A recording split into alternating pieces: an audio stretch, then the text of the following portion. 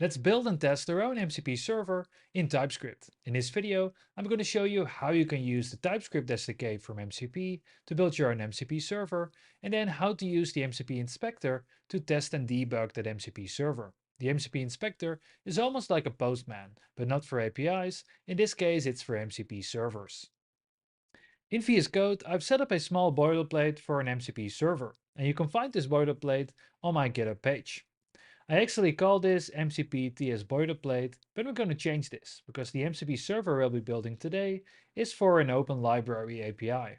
So I'm going to change all incurrences and we're going to make this MCP open library. So this is a model context protocol server that we'll be using for open library. There's a couple of scripts in here, for example, to build the code, to watch the code, because we'll be making changes, so I want to set the TypeScript watcher to on, and finally, to start the MCP inspector. The only real SDK that I'm using here is the Model Context Protocol SDK. Looking at the code, you can see it's really basic, it's hello world.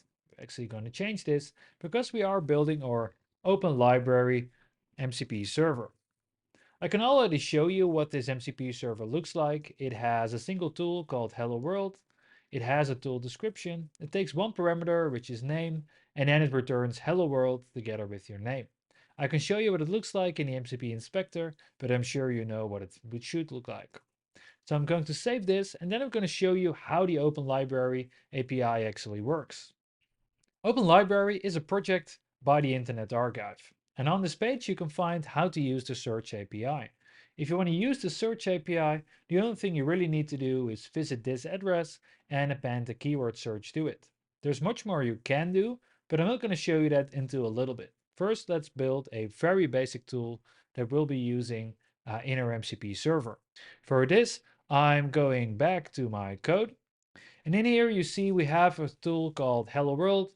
I'm actually going to rename this to Search Books because the Open Library MCP server should be helping you to search books. As a description, I can say something like search books using the Open Library API. And that is the Open Library API. It takes one input parameter, which should be the search question. And of course, we'll need to set that here as well. So what we're going to do, we're going to make a request. So we need to do a fetch request. For this, I need to use an async function, which I'm already doing here. So what I'm going to do, I'm going to do something like const data is await, and I'm going to await the fetch request. And then in here, I need to paste that API that we saw before. So I probably should use backticks here. So this is the base of the Open Library Search API. And at the end, I can append a keyword. So what I want to do, my keyword should be the parameter called Q. I can also add a search limit to it. And this is probably something I should do because I don't want to return too much data, because all the data that's returned from the MCP server will be fed to some large language model at some point. And then of course, I need to make sure that I get the JSON returned. So I can do JSON is await data.json, something like this. And then of course, I just need to return this. So let me format the document. I want to return JSON. What I need to do here, I should always return a string. So what I'm going to do, I'm going to stringify this piece of JSON. And then I'm going to save this. And that's the only really thing I need to build a very basic MCP server using the Open Library API with a single tool called Search Books. So what I'm going to do, I'm going to start my code by running npm run watch. So this is setting up a watcher, meaning if I make changes, it builds new code. And the build code can be found here. Then I'm going to open a second terminal tab. Actually, I want to run these side by side like this. So in one terminal tab, I have my watcher running to build my code. And in the other one, I'm going to run the MCP Inspector. And here I'm going to run the command npm run inspector. And this should be all I'm needed to start the MCP Inspector. The first time you run this, it's going to ask you if it can install the MCP Inspector. And of course, we should be perfectly fine installing it. So I'm going to go to this URL and look at the inspector. When you first open the inspector, you should see something like this. So what's important here? You need to set the transport type to Studio. So standard IO is the transport type we'll be using. The command is node, and then the argument is the path to the relative path to my build code. And as you can see, I'm running Node because I'm writing TypeScript code that compiles to JavaScript, so I'm running Node. Then I can connect to my server, and I should be able to list the tools here. You can see we have a single tool called Search Books, and this single tool is something I can use to search for books on the Open Library API. For example, my search question could be Harry Potter. If I run this tool, it should return all the books that include the keyword Harry Potter.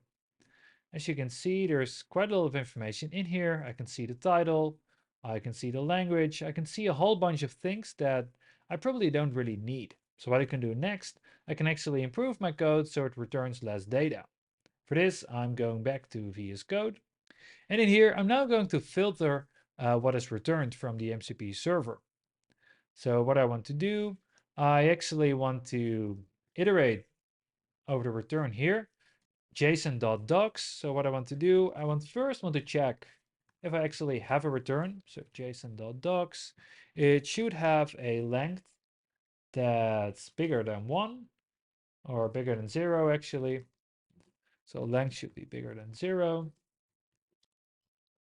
And if it's bigger than 0, then it should return some code. I can also probably should do something like this. So let books is an empty string. That way we always have something to return. I can put the empty string there. It's going to complain a little bit. I don't know why. We probably should set a type at some point, but that's perfectly fine. What I want to do is, if there are more than 0 responses, so basically 1 or more, I want to map over the results. So I can say books is json.docs.map.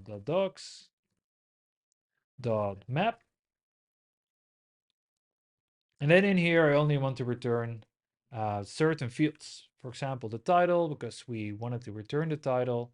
So let's return the title. Return. What I want in here is the title. I probably want to have the author. I make sure I add some commas every now and then. The author. I maybe want to return the publish year. Maybe just call this year.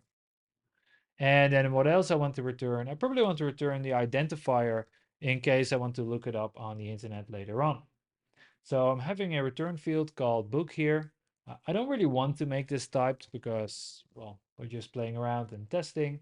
What I do want to do, I want to make sure that I have a response for title. So I want to say const title is something. Let's just say it's a string for now. I also want to return the author. So const author is also an empty string for now. Const year, let's keep it as an empty string, and const ID is this as well.